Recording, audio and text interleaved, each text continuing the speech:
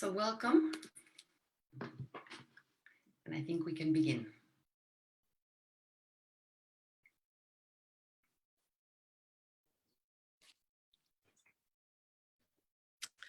Hi, everybody. Welcome to BIXI's final session of 2021.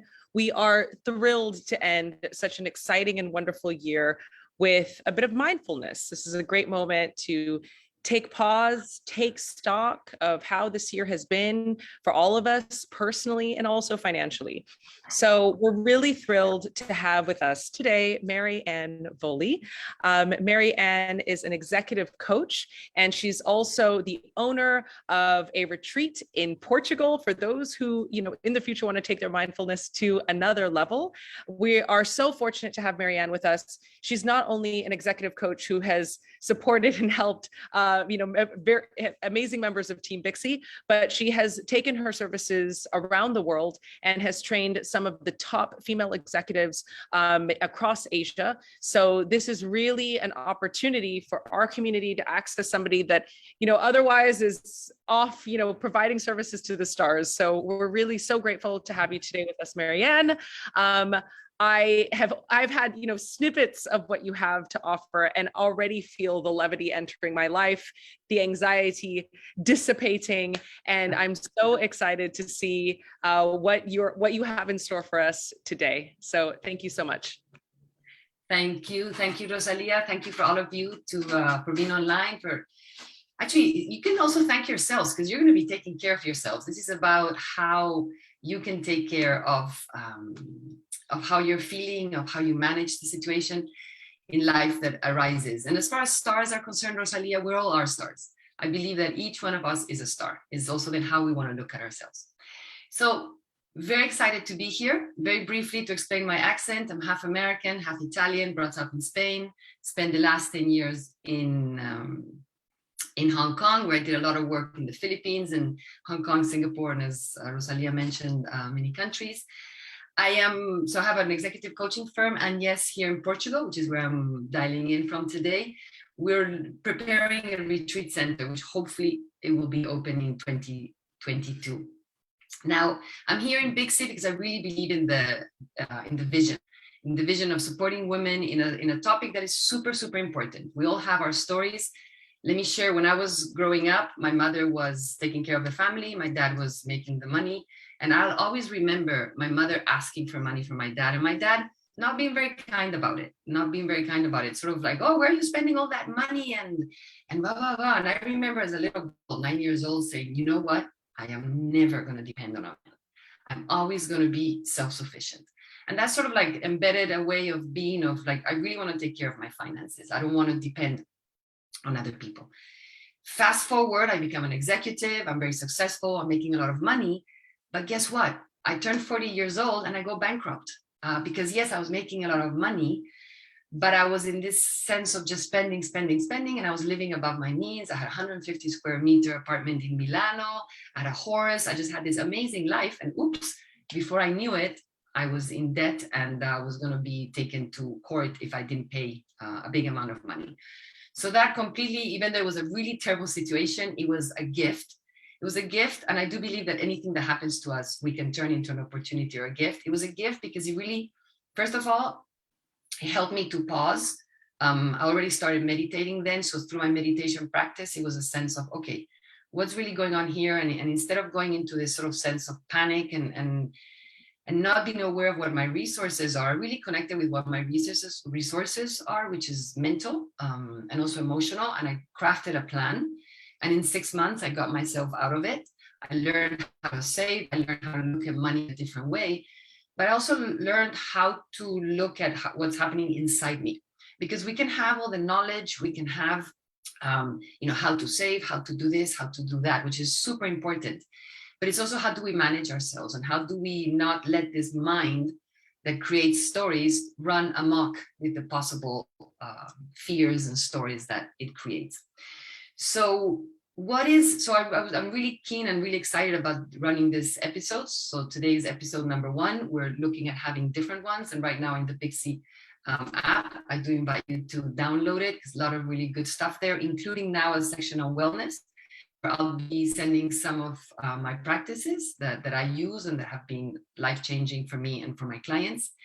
And so the real importance of managing mind and emotions during this process of learning to be a protagonist in our money history, in our money life. So what is money wellness? So money wellness is really about being self-confident or being confident that we have the resources, internal and external, to be able to take care of what happens to us in life, to be able to have that calm, that tranquility, and that trust and that resilience of no matter what happens, we have it in us to be able to overcome that. And why is it important? I think it's sort of stating the obvious of why it's important to feel confident about our capacity, our mental and emotional capacity, our inner and outer resources, so that we can have a more peaceful and balanced life, which doesn't mean we won't have issues. I mean, just to be honest, we're developing this retreat center, we're doing renovation, we're 50% above what the budget was. 3 weeks ago, I had an amazing panic attack, but I have the resources. So within 20 minutes, I was back on stage, on my own stage. I was back into the calm, peaceful, making plans, making the phone calls I need to make, and really putting in action what I do know. Because sometimes when we go into anxiety and panic, we forget our resources, we forget what we really are. So really in these episodes, I want to share with you practices, mind and body practices, that in moments like this, when we get taken over by worry or then anxiety, we can come back to base point and remember what we do know. Remember that we have what it takes to be able to access our own resources or external resources. And this is where Big C is a great community for women for this. So how do we get into this money wellness? And again, any questions that you have in the moment, please ask, but we will be doing an interactive and we will be doing practices in this time together. And then, but any questions that you have, please pop them in, and I know I'll be getting the questions. So how do we get to this money wellness? So the first thing is through self-awareness. Self-awareness, what's happening in the moment. Are we getting into a loop? Are we getting into a worry loop? Are we forgetting what our resources and where our strengths are? So through self-awareness in the moment, sort of that awareness of, oops, I'm going off. This is not useful. And knowledge, the facts, what's actually happening, what is important, so that we don't get caught up in this FOMO, this fear of missing out on any investments, or we can really have that sense of steadiness, but also understand fear of taking risks. And then how do we manage that fear? And that will be more in episode 2. So the piece here around the self-awareness, knowledge is important, and also self-regulation. So as I mentioned, when we go into that sense of panic or fear or that ruminating worry, pause. What can I do now? And the first thing is also understanding how the mind works. We have a brain that comes from a survival, and we tend to focus more on the negative than the positive. And that's our survival brain. We had to focus on the lions, on the saber-toothed tigers. We could not focus on the flowers. Because if we focused on the flowers, we would be breakfast, we would be lunch, we wouldn't be here. So our mind will focus on the negative. That is something very to be aware of. So if your mind goes into the negative, okay, what can we do to bring it back into the positive? Another very important knowledge piece to know is the way that our mind works, as far as we have a stimuli. So something happens, a trigger, we have a behavior, and then usually there's a reward. So for example, if I talk about our ancestors, there's a saber-toothed tiger coming at us. We run up a tree. So that's the behavior. The reward is we're not lunch. We survived. So we know that going up a tree or running in a certain direction or hiding in a certain space, that gives us a reward. Or we're hungry. The trigger is hunger. We go, we eat something, and we know exactly where to go and get it. The reward is we're not hungry anymore, and therefore we repeat that behavior. So what happens with the way that brain works is then we have, we also have mental habits or mental behaviors. So let's say there is a fear, and our mental behavior is to worry about it. The reward, interestingly enough, you would say, do you really have a reward from worrying? Yes, from research, from a lot of sort of scientists and social scientists were looking at that. The reward of worrying is actually that we think we're doing something about it. Because we're worrying, we're keeping our mind occupied, and there's a sense of, okay, at least I'm doing something. So it doesn't actually work, because then what happens is worry takes us into that sense of ruminating, and we go down a rabbit hole of worry, rumination, and then that can turn into anxiety. Does that sound familiar? Do any of you have that sense of, and we'll go through a practice, but you start thinking about your bank account or a debt that you haven't paid yet. Yes, Rosalia says she definitely relates to that. We think about a debt, okay, I didn't pay it. And then suddenly it's like, oh, will I be able to pay for it? Oh my gosh, and then there's this and this, and what if I cannot pay it? Oh my gosh, if I cannot pay it, then, because our mind is also a catastrophizing mind. So I cannot pay my debt right now. Oh my God, the bank is gonna call me and they're gonna evict me. And once they evict me, where am I gonna live? Because one of the big fears for women around money is the bag lady syndrome, that we're going to be homeless, and that, and also for our children. So we go in, and at the end of the day, it's like, I have a debt, and our mind has taken us immediately into living into the streets. Whoa, pause. We're not even close to it, but our mind has catastrophized.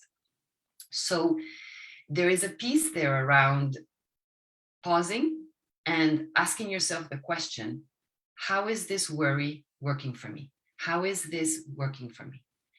Because what tends to happen is we have two parts of the brain. Imagine this is our old brain, the one that reacts like this. And this is our neurofrontal cortex, which is the executive part of the brain that makes decisions, that when it's calm and not making stories, because this part also can make lots of stories, when it's calm, it gets us into that space of taking action so that any fear or any danger can actually disappear. So what happens when the fear gets into a big state and it takes over, our neurofrontal cortex goes out of practice, out of connection, and our amygdala, that sort of fear brain, that reactive brain, gets into action, and it just takes us, we feel it in the body, and it just makes us feel like there's a saber-toothed tiger in the room, and there isn't. So by asking ourselves a question and the different practices that we're going to be learning during these episodes, we bring back the neurofrontal cortex, and then we can actually start thinking in a way that is going to be useful to be going to that state of money wellness, of action, of resources, and what can I do about it? So to reactivate back the neurofrontal cortex, what we can do is simply ask ourselves our question, is what I'm thinking useful? What am I getting from thinking this way? And that already disrupts the ruminating. What I call sometimes in the mindfulness practice world, we call it monkey mind. I call it our cow mind, because we tend to ruminate. We ruminate on the same thing. So the idea is, how do we come back and reactivate our resources, our mental resources, and from mental to emotional resources? And just as a note, fear is not bad. Fear is actually very useful. It has helped us to survive. So there's a sense there of, whenever we feel fear, and saying, okay, think about it. What am I worried about? And really going to the concrete, and then obviously not let ourselves go down that rabbit hole of ruminating and anxiety, and then say, okay, how much of this fear is real and how much of it isn't? So really find out facts. And in one of the episodes, we'll be going through a process on how to deal with fears from a rational point, which really activates back the neurofrontal cortex. So what we're going to do now, we're going to practice. But before we practice, let me check in if there are any questions. Okay, just some comments. Thank you for that. So now we're going to go into a short practice, and I'm going to invite you to sit down comfortably. And if it feels comfortable, you can close your mind. Not close your mind. That would be a dream, but that's not the objective. We're going to close our eyes. I'm going to invite you to close your eyes, hands resting simply on your thighs, feet on the ground, noticing the weight of the body, whatever you're sitting on. And now I'm going to invite you to think about what is it that you feel when I ask you, when I say, what's in your bank account? Thinking about what is it that you feel when I ask you, how is the health of your bank account?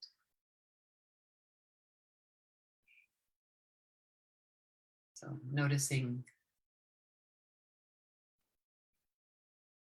what is showing up, what thoughts.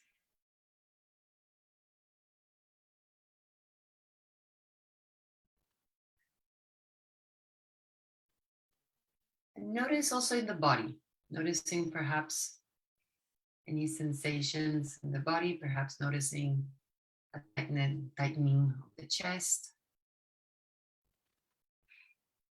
or a tightening in the abdomen area.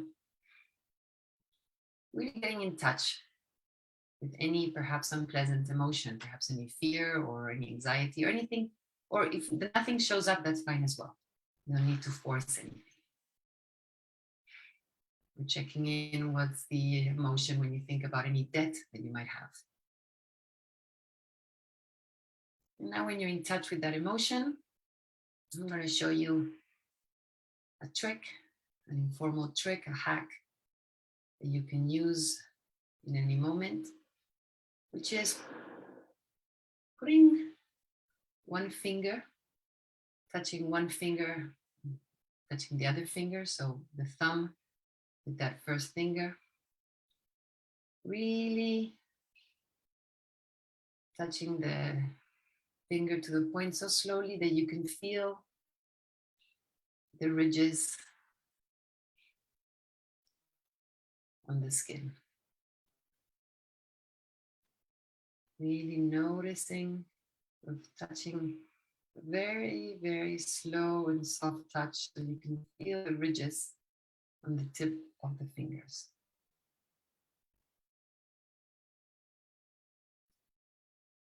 Now with one hand, the fingers of one hand, touching the fingers and palm of the other hand. Slowly, really getting a sense of what are the sensations. What are the sensations on the palm, and the finger that is touching the palm.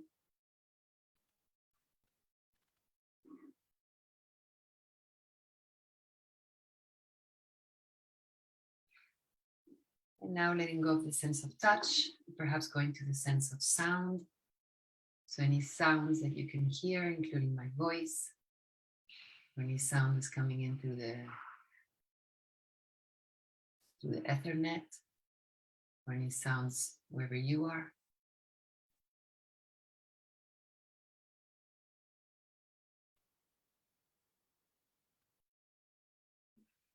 And now back to the sense of touch. So notice at your feet. Notice if you can find how many of the toes in your feet you can feel. Perhaps even wiggling your toes a little bit.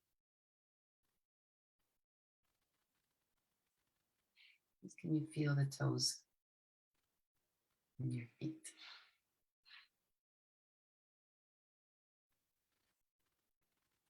And then now whenever you're ready, opening your eyes.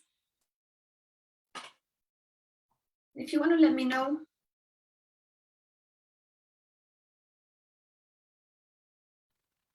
how you feel after doing this short practice. If you're feeling any anxiety before, or any fear or any worry when I connected you with the bank, with your bank account and with any debt. What is it by connecting with the touch of your fingers, by sounds, and back to your toes? If you want to share, what happened? What did you notice? And I know there are already some questions, but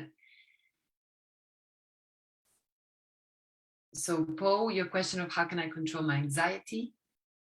That's a feeling actually reminds me how much. Okay, thank you, Saptarshi. And what happened when you touched your fingers and you connected with the toes? And again, it doesn't necessarily anything happen, but that is a tool that to sort of bring you to here and away from the mind. So I'm just curious, what did you notice? So you say you're feeling of anxious even now. Okay. Sometimes anxiety can be so big that it takes longer than we did this just for 2 minutes.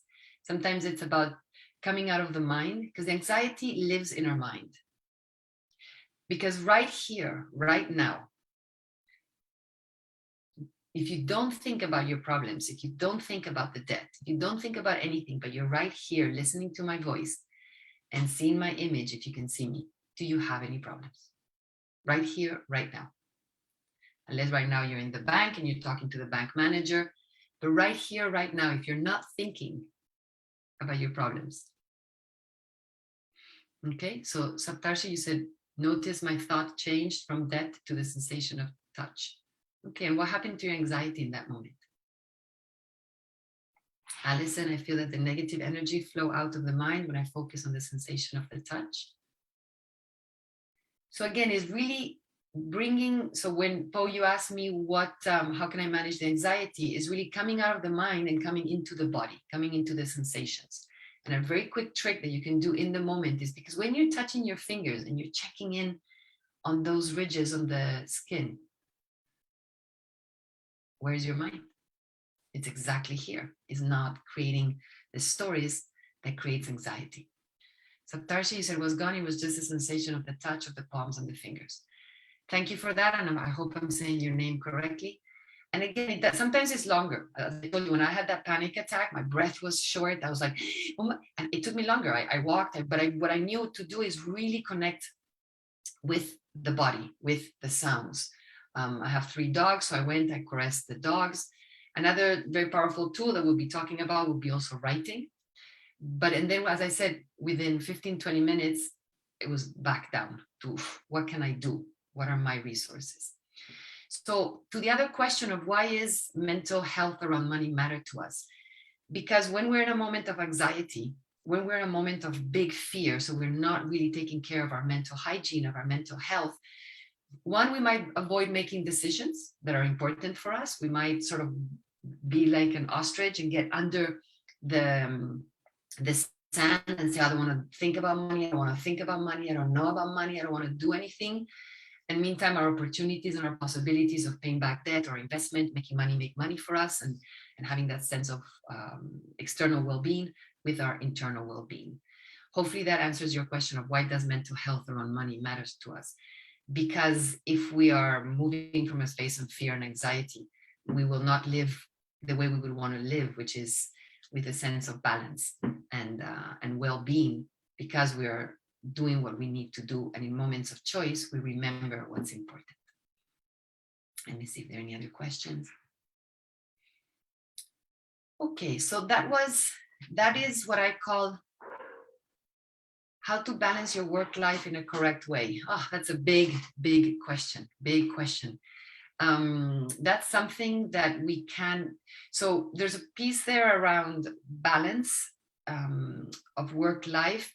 And sometimes what we're calling it now is integrating work and personal life. Because think about it, work is our life.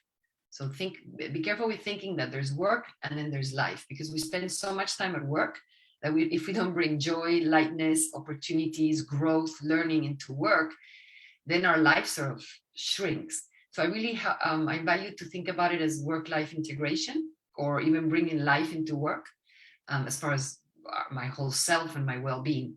But that's a huge another topic, and that's definitely, I think, a note to take for the Big C team to perhaps we can include that in one of the episodes, because it is a very important topic, and I've coached a lot of women and men around that.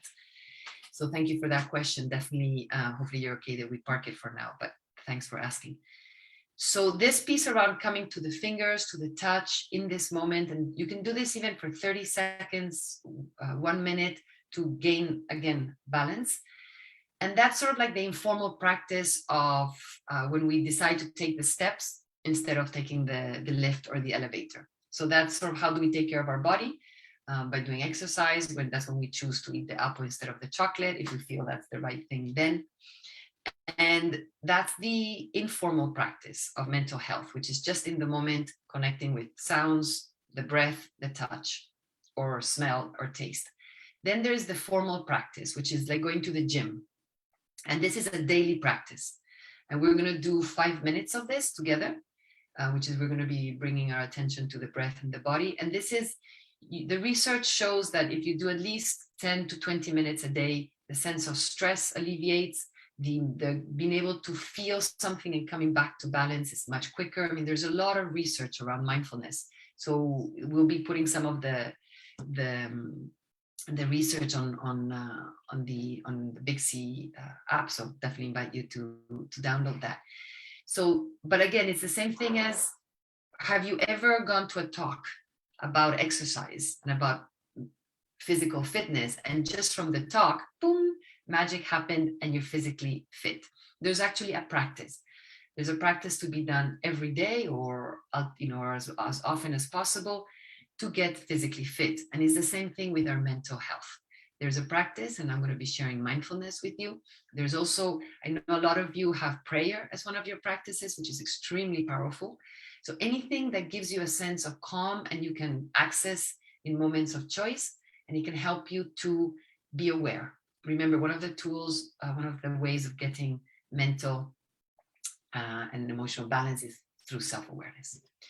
So I'm going to invite you now again to sit comfortably. Perhaps if you've been sitting now for 27 minutes, actually, if you've been sitting for 27 minutes, I invite you to stand up for a quick move of the body, just getting a sense of and crinkling the legs, and then sitting back again.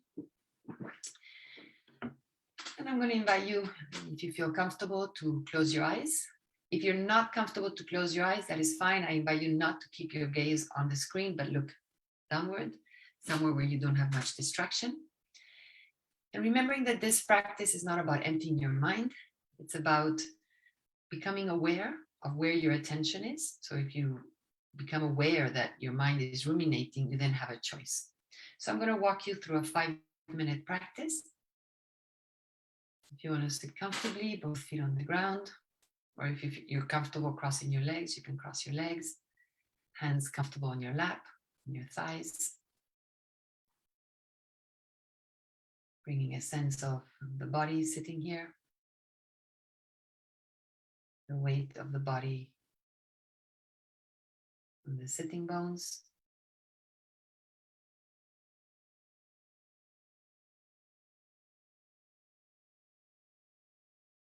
And noticing now where in the body you most vividly feel the breath. Perhaps the rise and fall of the chest, or the expansion and settling of the abdomen,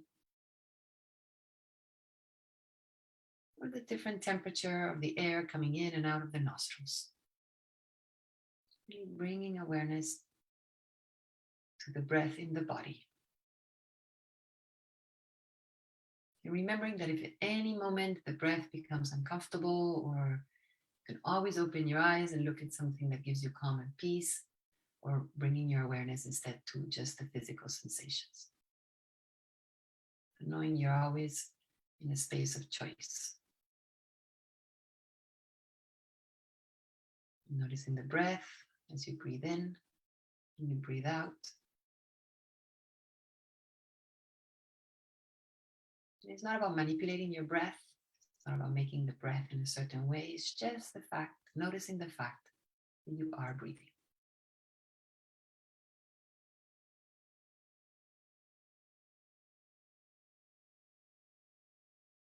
And whenever you feel that the mind has wandered, because the mind will wander.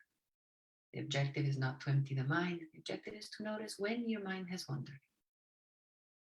And when you notice where the attention has gone, you can gently and without judgment escort the attention back to the physical sensations of breathing in and breathing out.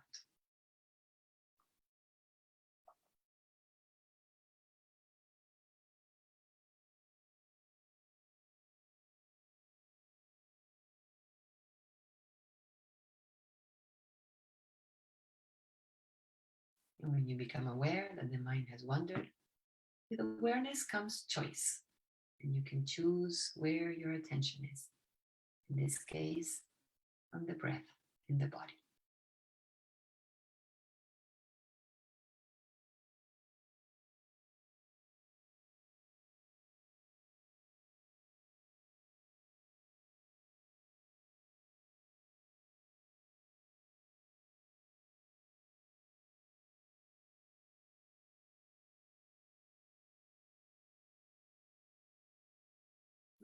Noticing the breath, the constant companion, bringing a sense of curiosity to each in-breath and each out-breath. Noticing sensations in the body as you breathe in and breathe out. Perhaps you're noticing a sense of impatience. For some of you, this might be the first time, and being quiet and still might be uncomfortable. Again, just noticing with non-judgment. And then returning the attention to the breath.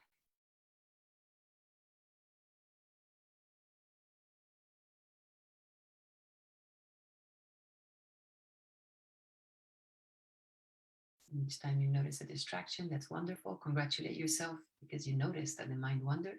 Because when you notice is when you have a choice. Then you can choose where to put your attention.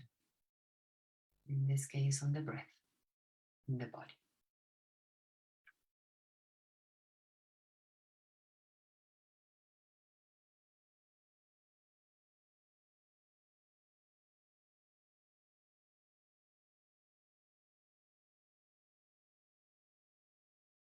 If you're really tired, sometimes it might be that you feel like you're falling asleep.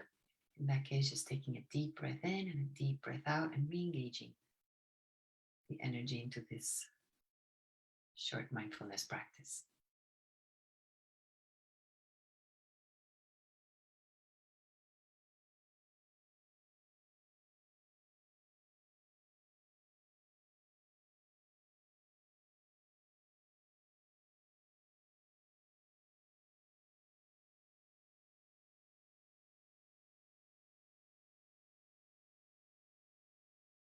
You notice the mind has wandered, remembering that with awareness comes choice. You always have a choice of where you put your attention when you become aware of where it has gone.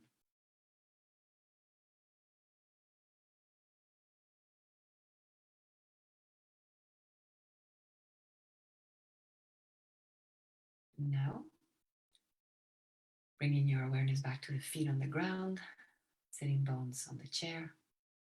And whenever you're ready, you can open your eyes. And this was a short 5-minute mindfulness practice. It's a way to bring mental well-being by being able to manage where your attention goes and choosing where your attention is going to go. Because remember, where attention goes, energy flows. So I'm curious if anybody wants to share how that practice was.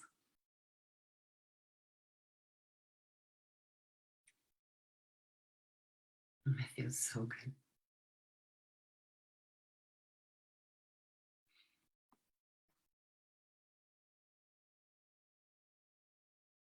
Super calm, and I can feel myself. Very calming. And again, the objective of the mindfulness practice, how can I calm myself? So again, Poe, it's by doing these practices, coming back to the body, coming back to the breath, whenever you notice that the mind is creating, is disrupting your calm. Because remember, it's the mind that is creating that, and is where the attention goes. So what we're doing with mindfulness is we're managing our attention, and therefore we have a choice of where we put our attention. So we have the informal practice, which is just in the moment when you're feeling anxiety, or maybe you have a difficult meeting, just coming back to the fingers, the toes, the sounds, the breath, and then doing this every day for 5 to 10 minutes to start with, and just noticing what happens. In the next episodes, we'll be talking also about different practices to more cognitively using writing, managing fears. We'll be talking also about how to be kind to ourselves, because many times we're not kind to ourselves in this journey around money wellness. We can be very harsh on ourselves. So it's important also to bring some kindness. So I look forward to being with you in the next episodes. And if there are no other questions, I'm again going to invite you to download the Big C app so that also you can follow through this wellness journey and have a lot of information that is super useful. And also on the 10th of January, there will be a session around how to pay debt, which is with a collaboration with Uplifters. And if you want to see and hear this talk again, or you want to share it, it has been recorded on YouTube, so you can always come back to it in the future. Thank you very much to the Big C team, and for all of you for having taken this step to really bring some money wellness into your life. Thank you, and I wish you all a wonderful holiday period, and look forward to seeing you again in the new year. Thank you.